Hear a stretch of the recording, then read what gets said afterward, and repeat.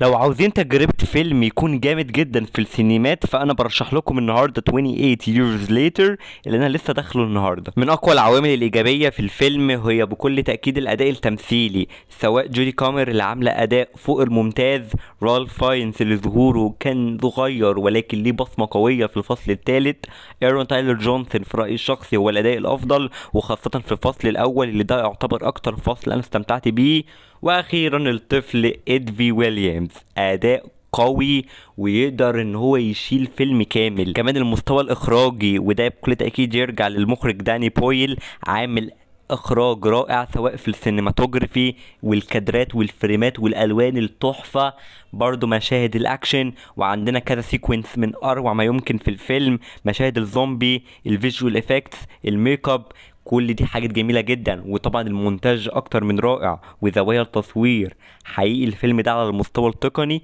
هيبهرك في السينما. القصة كمان متماسكة حتى ولو في بعض الفجوات وبعض القرارات الغير منطقية من الشخصيات وكانت محتاجة توضيح، خاصة في الربط ما بين الفصل الاول والتاني وحدث كده معين الصراحة ما دخلش دماغي قوي، ولكن بشكل عام الفيلم ممتع جدا. وحابب اقول نقطة اخيرة، لو انت ما شفتش الجزئين اللي قبلهم عايز اقول لك عادي جدا خش الفيلم ده على طول، لان هو يعتبر بداية جديدة اساسا لثلاثية جاية في رأيي الشخصي لو استمرت على نفس المستوى ده هتبقى جامدة جدا. تقييمي لفيلم 28 years later هيكون 8 من 10.